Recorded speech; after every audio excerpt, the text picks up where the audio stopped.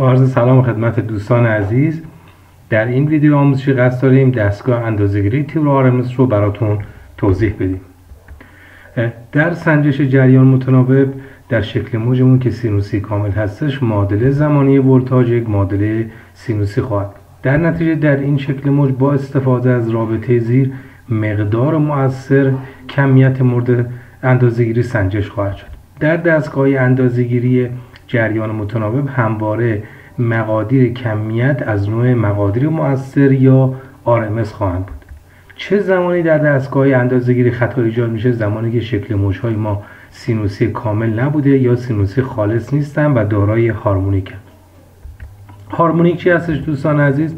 در یک سیستم قدرت هارمونیک شکل موج ولتاژ یا جریان یک موج سینوسی که فرکانس اون مضربی از فرکانس اصلی شکل موج هستش. در این شکل موج اگه ملاحظه بفرمایید، اگر شکل موج سینوسی قرمز شکل موج اصلی ما باشه، شکل موج‌های با رنگ سفید، آبی، بنفش شکل موج‌هایی با مضارب صحیح هارمونیک هستند. یعنی فرض کنید اگه هارمونیک ما 150 250 350 باشه، مضربی از فرکانس 50 هرتز خواهد بود. در نتیجه شکل موج منتجه ما یک شکل موج غیر سینوسی و دفرمه خواهد بود، دقیقاً مشابه شکل موج زردی که شما ملاحظه می‌فرمایید. در این شکل موج‌ها اگر ما بخوایم مقادیر مؤثر رو داشته باشیم، باید در تمام هارمونیک‌ها مقادیر مؤثر رو به صورت رابطه زیر محاسبه کنیم.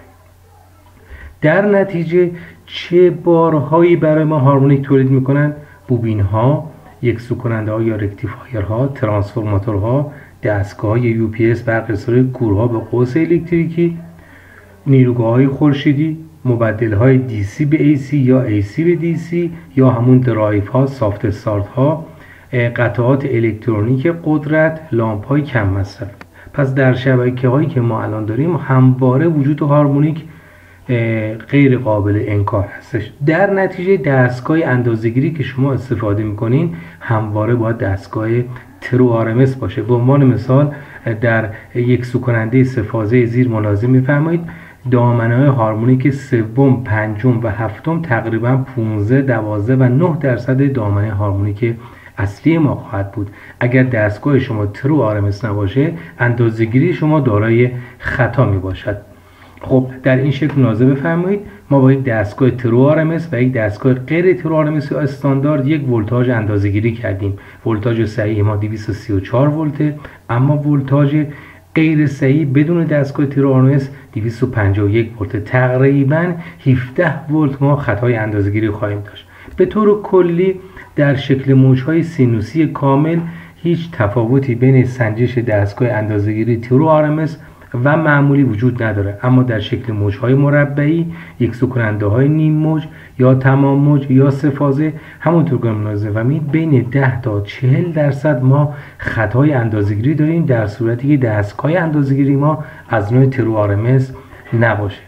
خب حالا چه دستگاهی پیشنهاد میشه که ترو RMS هستن؟ برندهایی مثل برند فلوک 289 یا 179، برند هایوکی و یا برند معروف مارمونیکس. چه تفاوتی بین برند مارمونیکس و بقیه برندها هستش؟